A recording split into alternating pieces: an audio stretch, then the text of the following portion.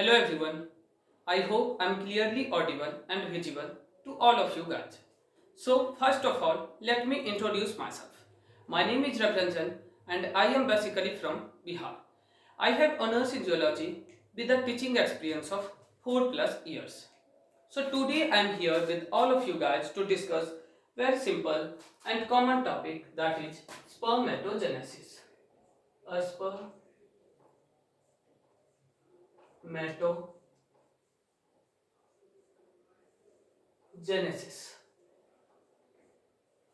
Spermatogenesis. As all of you know that spermatogenesis is a part of gametogenesis of human reproduction. So in biology, it's very simple to learn any terminology by breaking down it. So spermatogenesis is made up of two words, spermato and genesis. Genesis is basically a Greek word which means formation. Formation. Formation of what? Sperm. So spermatogenesis means formation of a sperm. Whenever genesis word comes, it means formation, like gametogenesis, formation of gamete. And here spermatogenesis, formation of sperm. Is it clear? In this class of spermatogenesis, we are going to discuss 3 points. First, where it occurs, the site or location. Site or location. Second, the involvement of cells. Which cells participates in the formation of sperms? Responsible for sperm formation. Third, the process, how it occurs. So let's see, where does it occur? Where does it occur? As you know that testes is primary sex organ of human male. So testes is responsible for formation of gamete. As primary sex organ is responsible for formation of gamete. So obvious है, यहाँ testes gametes बनाएंगे. Testis, तो हमें देखना testis में भी particular किस location पे गैमेट का फॉर्मेशन होता है. At which location gametes are formed. जब हम टेस्टिस के स्ट्रक्चर को देखते हैं, then it shows approx 250 of testicular lobes. Testicular lobules with in it. जैसे बेसिकली हम लोग कहते हैं एक घर है और घर में बहुत सारे रूम हैं, तो सिंपल वैसे ही टेस्टिस है, टेस्टिस में बहुत सारे लोब्यूल्स है, कंपार्टमेंट है. हम घर के साथ टेस्टिस को कंपेयर कर सकते हैं. और एक टेस्टिक्यूलर लोब्यूल्स में 1 से 3 1 to 3 सेमिनिफेरस टिब्यूल्स होते हैं. Seminiferous tubule. एक टेस्टिक्यूलर लोब्यूल्स में 1 to 3 सेमिनिफेरस टिब्यूल होते हैं. तो जैसे कि अभी हमने कहा एक घर में बहुत सारे कमरे, and let suppose there's 1 to 3 persons are living in each room. When we are going to see the structure of testes and taking a section, that is transverse section of testes, it shows compartments within it, that is testicular lobules. Testis का जब हम transverse section लेते हैं तो इसमें बहुत सारे compartment दिखते हैं जो कि अप्रॉक्स 250 इन नंबर्स होते हैं, that is testicular lobules. And each compartment there's tube like structure. In each compartment there's tube like structure called seminiferous tubules, which is 1 to 3 in numbers present there. And this seminiferous tubule is the site of formation of sperms. Sperm का formation इसी seminiferous tubule में होता है. When we take transverse section of seminiferous tubule and testicular lobules, it shows 2 to 3 seminiferous tubules within it. Tiers of testicular lobules, and it shows 1 to 3 seminiferous tubule within it. When we enlarge one seminiferous tubule, it shows the cuboidal cells in their outer wall. Cuboidal nature of cell in their outer wall, which is called germinal epithelium. Germinal epithelium.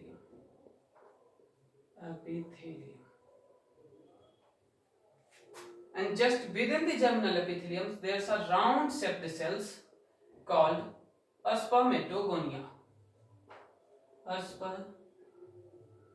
Spermatogonia.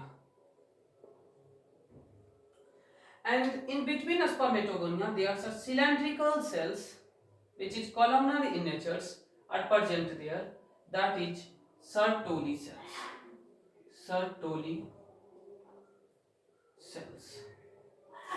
So, let's suppose this is TS of seminiferous tubule, and from inside the outer layer, which is germinal epithelium. As you know that epithelium is responsible for formation of wall. So here germinal epithelium is forming the wall of seminiferous tubule, and just within the germinal epithelium there's round-shaped cells called spermatogonia are there, which is responsible for production of sperm. जैसे कि हम लोग कहते हैं mother से baby का formation होता है, तो सेम हियर स्पर्मेटोगोनिया से स्पर्म का फॉर्मेशन होता है. तो स्पर्मेटोगोनिया क्या है? मम्मी सेल है, मदर सेल है. इसका स्पर्म मदर सेल. तो formation of sperms from spermatogonia. And Sertoli cells are responsible for providing the nourishment to spermatogonia और न्यूली फॉर्म्ड स्पर्म सेल्स. तो providing nutrition, it is known as Sertoli cells, and also called nurse cell. Nurse cell, as nurse look after the children, so it's providing nutrition called nurse cell, and spermatogonia mother cell. So this is all about the where it occurs and the involvement of cell. Testes have testicular lobules and seminiferous tubule. Seminiferous tubule is the site of formation of sperms, and spermatogonia is the sperm mother cell. Now we are moving towards the process. What? The process of formation of a sperm. Process of formation of a sperm. Formation of a sperm. तो सबसे पहले हम लोग क्या लेते हैं? एक primordial germ cell जिसके पास कैपेबिलिटी रहता है जर्म सेल बनाने का, which is spermatogonia, sperm mother cell, spermatogonium. In singular it is spermatogonia and plural spermatogonia. इसकी प्लॉइडी कैसी होती है? 2n. 2n basically represents two sets of chromosome. Two set of chromosomes. As you know that all somatic cells or all human cells are diploid in nature, having two sets except germ cells. So यहाँ spermatogonia भी diploid है, इसके पास two sets of chromosomes है. Spermatogonia divide होते हैं, divide by the process of mitosis, और अपने आप को मल्टीप्लाई करते हैं. तो स्पर्मेटोगोनिया डिवाइड होके अपने आप को मल्टीप्लाई करते हैं.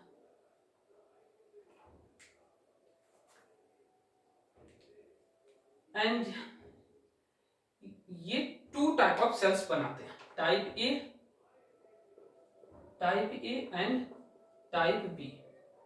टाइप ए सेल हम उनको करते हैं जो अभी डिवीजन में पार्टिसिपेट नहीं करेंगे, और टाइप बी सेल अभी डिवीजन को कैरी फॉरवर्ड करेंगे, आगे बढ़ाएंगे. ये कुछ सेल्स रह जाते हैं जो बाद में स्पर्मेटोजेनेसिस प्रोसेस को आगे बढ़ाते हैं. ये टाइप बी सेल डिफरेंशिएट होते हैं, differentiate and divide by mitosis. Divide कैसे होते हैं? माइटोसिस से. माइटोसिस से डिवाइड होते हैं और डिफरेंशिएट होते हैं. डिफरेंशिएट जैसे कि हम कहीं टूर पे जा रहे हैं और अपना लगेज वगैरह सब पैक कर लिए हैं, तो तो हम कह सकते हैं कि हम डिफ्रेंशिएट हो गए, मतलब हम रेडी हैं, अब कोई किसी काम को करने के लिए रेडी है, स्पेशलाइज्ड है, तो हम डिफ्रेंशिएट होके ये क्या बनाते हैं, प्राइमरी स्पर्मेटोसाइट, प्राइमरी स्पर्मेटोसाइट।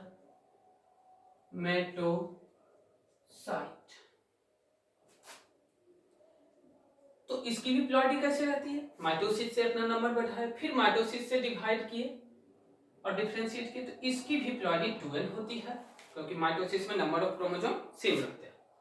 अब ये प्राइमरी स्पर्मेटोसाइट्स मियोसिस फर्स्ट करते हैं, it's undergoes meiosis first and form secondary spermatocyte,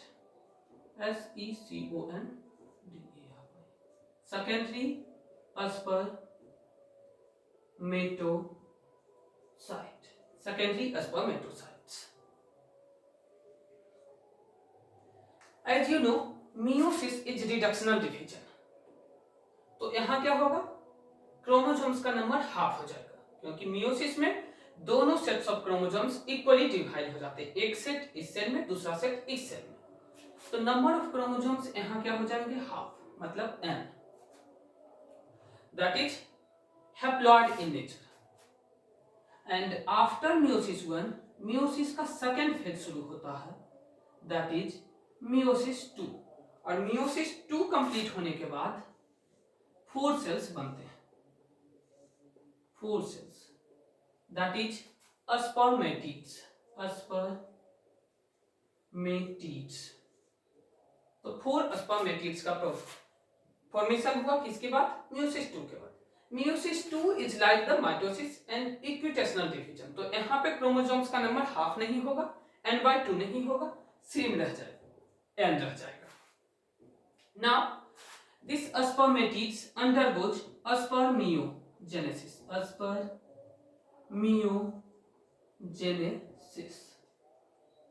spermatids कुछ नहीं है, बेसिकली स्पर्म सेल्स ही हैं, बस ये अनडिफरेंशिएटेड हैं, और स्पर्मियोजेनेसिस के बाद ये सेल डिफरेंशिएट हो जाएंगे, एक्रोसोम्स ऊपर चले जाएंगे, माइटोकॉन्ड्रिया स्पाइरल हो जाएंगे, टेल का फॉर्मेशन हो जाएगा, तो फाइनली ये स्पर्म सेल्स बनाते हैं।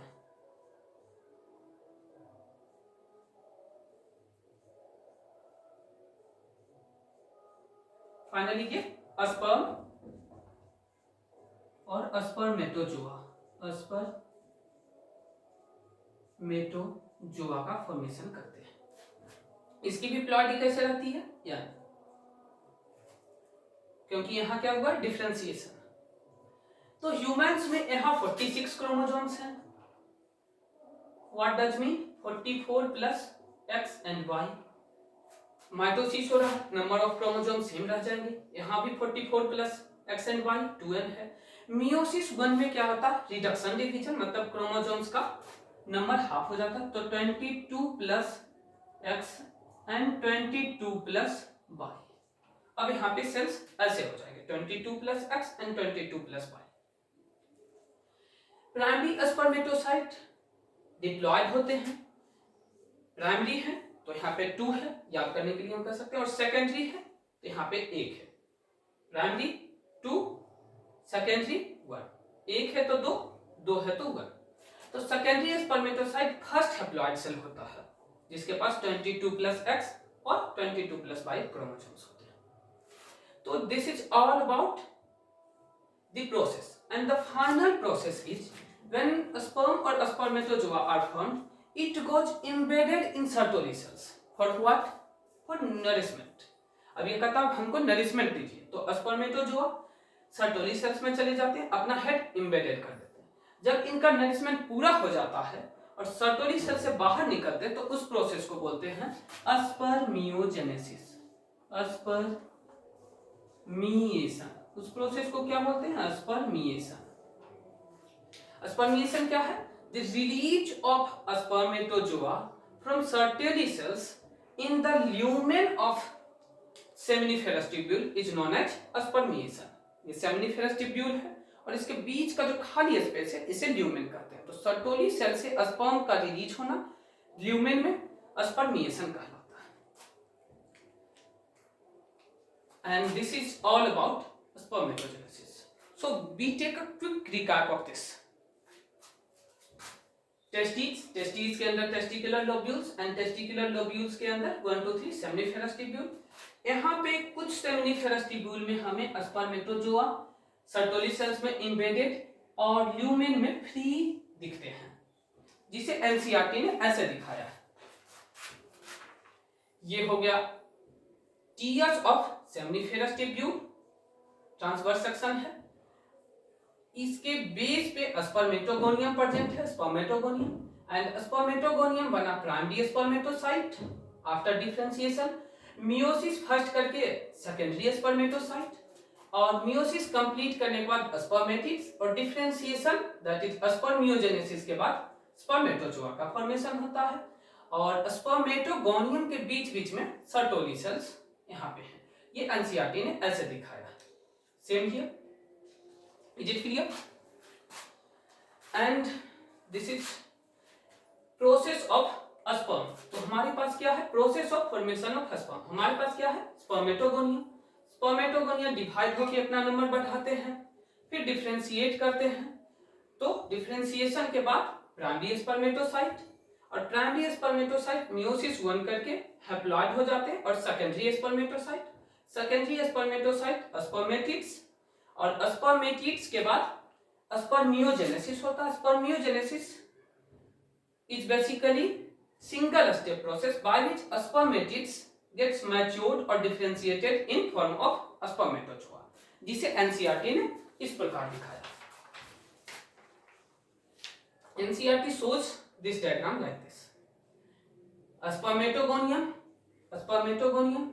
माइटोसिस और डिफरेंशिएशन करके primary spermatocyte, mitosis and differentiate करके primary spermatocyte, first meiotic division secondary spermatocyte, and meiosis complete होने के बाद spermatids, and spermatids after differentiation, जिसे स्पर्मियोजेनेसिस करते हैं, फॉर्म्स स्पर्मेटोजोआ और sperms.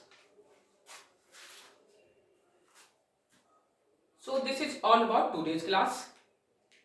I hope you have enjoyed the class. So thanks guys.